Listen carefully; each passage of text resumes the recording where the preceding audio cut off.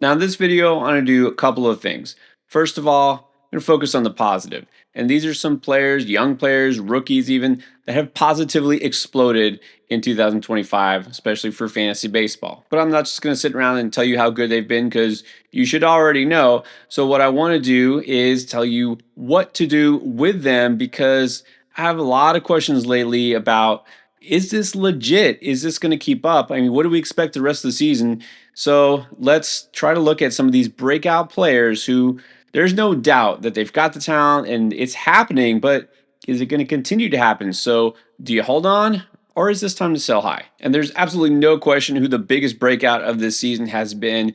It's Pete Crow Armstrong, who, look, I liked him a lot this preseason. I'm glad I drafted him in a couple leagues. I did not expect this extent of a breakout. Pete Crow Armstrong sits as the #2 player in all of baseball as far as hitters go in WAR. That would be wins above replacement. Only Aaron Judge has been more valuable than PCA. And according to StatCast, he has objectively been the best fielder in all of baseball. That's not really a surprise. He's one of the best base runners in terms of run value. That's not really surprising either. We knew this kid could fly. We knew that PCA would steal a bunch of bases, and he's done that. What we didn't expect is that he's right there behind Judge because Pete Crow Armstrong already has 12 home runs, and that's not just the most on the Cubs, which in and of itself is somewhat surprising, but it's among the league leaders in the majors. And after last season, there are some questions about Crow Armstrong in terms of his ability to get base hits, consistently hit for average, and we knew he had some power, but there's no way anybody thought that at this point PCA would be among the top players in all of fantasy. So part of you wants to say there's no way he keeps this going, right? I mean, great start to the season, but he's got to cool down. So I'm not too sure about that. Look, this is one of the most talented prospects that came up originally for the Mets. Yeah, sorry, Mets fans had to bring that up. But look, got traded to the Cubs, and we know everything is in place for him to succeed. He's going to be a Gold Glove center fielder for years to come. We don't care about that for fantasy. Okay, the base steals, that was what made him truly a fantasy value, drafting him wherever you drafted him. I knew this guy could be among the league leaders in steals, and so far he has been. The home runs are the shock, right? I always thought that Crow Armstrong could hit for average, maybe not 300, but look, these days, how many hitters really even get close to 300? Right now he's hitting 290. I do think that'll come down a bit, right? He's going to cool off a bit.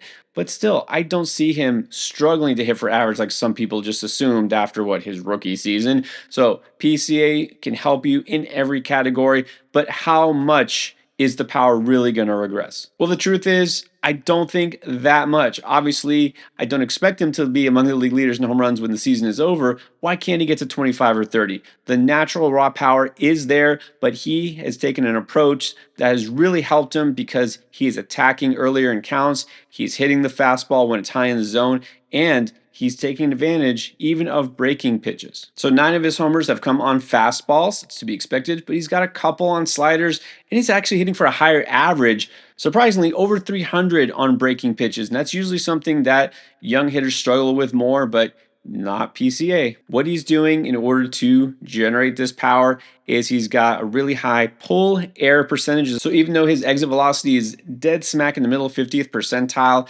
he is barreling the ball at a decent rate because he's hitting the sweet spot. And again, it's the approach. And this shows he's already a professional hitter at the age of 23. I mean, all told, I don't see any reason why he's not going to continue to be fantasy gold the rest of the season. So if you have PCA, I absolutely am not selling high on him. I'm keeping him, and I'm thanking my lucky stars that I have him. The only way I would entertain maybe trading him, and I got a question like this on the live stream, is, 1-for-1, am I going to trade him for any other player? No way. Because outside of maybe Aaron Judge or Shohei Ohtani, who can you tell me that you're going to get that is going to be as valuable as him the rest of the season? I just don't see it. The only way I would trade PCA is if I get a 2-for-1, and I'm getting 2 really good players, right? You're probably not getting Judge, but basically any other player who could be an all-star level player for you, plus a really good starting pitcher. It would have to be an overwhelming offer. All right, let's move to another big market team, and not quite as hot as Crow Armstrong, but this past week, Andy Pajes for the Dodgers got 3 homers and 8 RBIs. He's heating up again. We saw him get crazy red hot toward the end of April, and now maybe he's going on another surge. Now, it's easy for Pages to get overshadowed there, the Dodgers. In fact, he's almost an afterthought. And even nowadays, it's easy to even ignore what he's been doing because Dalton Rush can get called up, right? We just saw Hyesung Kim the week before. He's just kind of been quietly breaking out there. And while I think most fantasy owners have picked up on this and picked him up, it's still easy to just assume that this is not a guy who's going to carry it on the rest of the season. Got to remember that Pages was a top prospect for them. He's got massive raw power.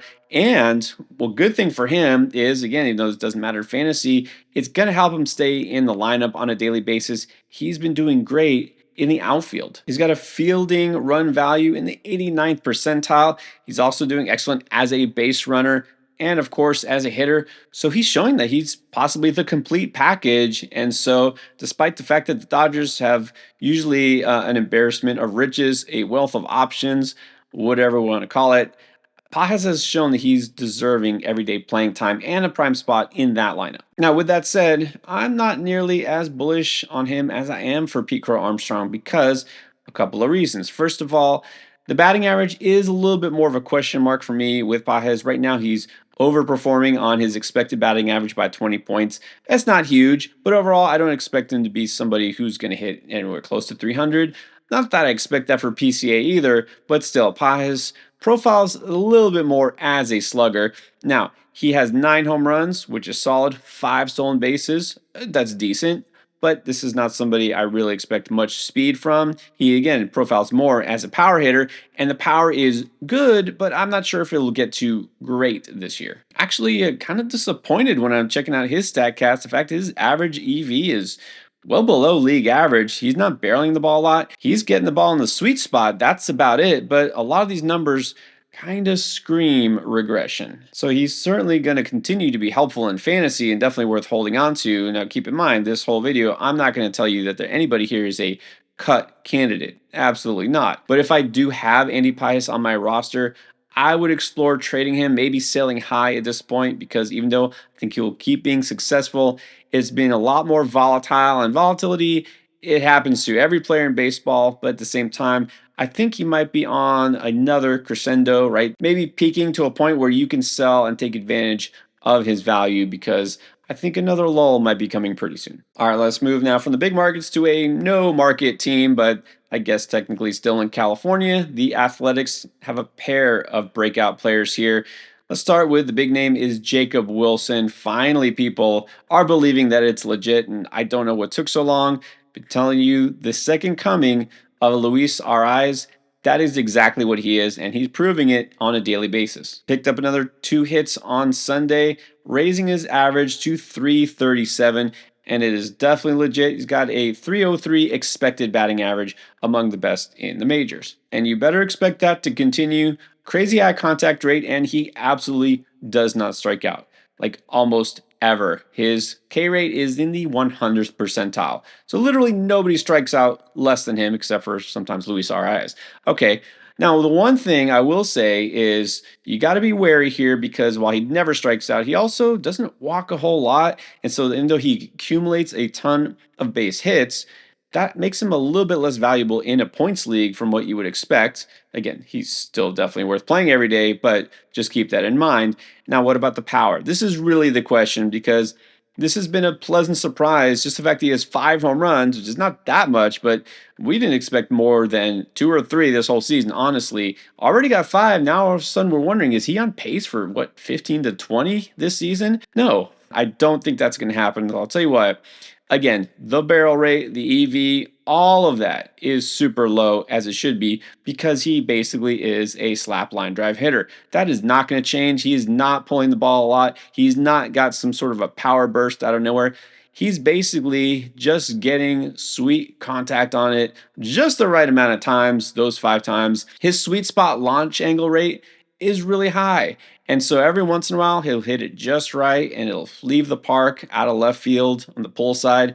But you cannot expect this to continue. So I'm not going to say the 5 home runs are all flukes, but man, I don't think he's going to wind up with more than 15, if even, this season. And then you're not getting steals. That's the annoying thing for a guy who's always on base. He doesn't have enough speed. He doesn't have the wheels. Only 2 steals so far. He might not even hit double digits this year. So if you're not getting much for power and speed, Are you just looking at a one category contributor? Let's call it two because he will score runs, especially now. Thankfully, he's moved up to the top of that lineup. So, average your runs, if that's your thing and you want that, of course, who doesn't? There you go. You got Wilson, you keep him. But just know if you're expecting anything more from those other categories, you're not going to get it. So if someone in your league thinks he's the next Trey Turner or something like that, absolutely sell high on him. But for the most part, if you want to enjoy that big help in batting average, then you can hold on to Wilson because I think that is definitely going to stick. Now, teammate Tyler Soderstrom, a very different type of profile here. This is a power hitter. We know this. So the question is he going to keep it going? And it's definitely fair to ask because lately it has slowed down big time. In fact, since May has begun, only one home run. And just 2 weeks ago, he had that batting average at 291. It has now dropped down to 272 after an 0 for 4 performance. So with that said, is Soderstrom kind of just an early season fluke? I don't think so. I think what we saw was legit and will continue to be. This is also someone I identified preseason as a breakout candidate, so none of this surprised me. Look, he was as hot as could be the first couple of weeks. He's just cooling off. I think he'll get back to it. What I like is that I'm not seeing a big spike in strikeouts other than one game a couple of weeks ago where he went 0 for 5 with 4 Ks in that one game. For the most part, the strikeouts haven't come in bunches. And so he's being a little less patient at the plate. But again, I think he'll turn it around. I do see a 30 homer season in the cards here. And the RBIs are definitely going to be plentiful. But just keep in mind, again, because of the type of player he is, the batting average is going to be fine, not great, 260, 270. I'd be happy with that for him. And of course, you're not getting steals. So as long as you keep your expectations realistic with Soderstrom, I think he's fine to hold. And I would say there's probably not as high of a sell high window anymore. So at this point, if you were going to trade him for whatever reason, it might be a little late. Does the same apply to Wilyer Abreu for the Boston Red Sox? Well, you already know how I feel. I've been calling him a sell high since the season started. That really hasn't changed for me. Now, as far as Abreu, I think it's totally fine to keep him in your roster because he's been very helpful really across almost every category. Now, it's actually funny because in batting average, he's only hitting 265, and that's fine, but his XBA is 291, so you'd think it would come up. I don't think it will because this is what you should be expecting with Abreu. As I keep saying, not a guy who hits for a high average. Last year, first full year in Boston, hit 253. But look at his entire track record through the minors. Never even got close to 300. So what he's doing right now is exactly what I would continue to expect. He's giving you power. Okay, so as far as the power, yeah, it's mostly legit, but also I will tell you, I don't feel nearly as good about his power upside as a guy like Soderstrom or Pajes. As far as steals, same thing. He managed 4 so far, which is pretty impressive because he's not really a thief on the base paths, but he's not a good runner. Honestly, he's got a -1 run value as a base runner overall right now, and his sprint speed is below league average. So while I would be fine rolling out Abreu in my lineup the rest of the season, I do think this is a good time still to try to sell high if you can get something of greater value. I gotta throw at least one pitcher in the mix here. Matthew Liberatore has been in the league a couple of seasons, but let's face it, this is by far his breakout season because he was an afterthought. Last year was a spot starter, more of a mid reliever, a follower, whatever. And this year he's an ace. And while they say prospects, especially with pitchers, development is not linear. It's looking like a pretty good linear process for Liberatore right now. His walk rate has consistently dropped year after year. And so, therefore, his whip has dropped. And the K rate, although it's still just barely league average, it has slowly climbed. I mean, he's just shown consistent improvement every year. And this season, he's managed to go 6-7 innings most starts, not give up damage, and he has just been so efficient because he does not walk batters. As I had said before, when I finally came around to saying, yeah, we just got to pick up this guy and believe in him. I mean, look, this is the type of pitcher you've got to be wary of, right? Big hard-throwing left-hander who could not find the strike zone, and now all of a sudden he has found it and he won't leave it. But he's always had the stuff. This was a high-end pitching prospect years ago, back when he was a teenager. I mean, everyone thought this guy could be an ace. Maybe it's finally happening. While the risk inherent in any sort of a young pitcher makes me think I would sell out if I could, it's just so hard to find such consistent starters these days. I'm going to say if you picked him up, good for you, hold him. And I saved my favorite for last. That's right. Let's go to the 305 and talk about Kyle Stowers, probably the most surprising breakout of this season because he's stuck in Miami. But there's no denying what he has done this season. And after Sunday's game, he's got his batting average to a perfect 305. You see why. But along with that has come 10 home runs, 30 RBIs. I mean, outside of only stealing 2 bases, he's helping you everywhere. Could this possibly last? It absolutely can, and I think it will. Look, Stowers has taken on the, I guess you could call it pressure, being the best hitter on his team, hitting cleanup now. Stowers also kind of a forgotten prospect in the mix with all those high-end talented players in Baltimore.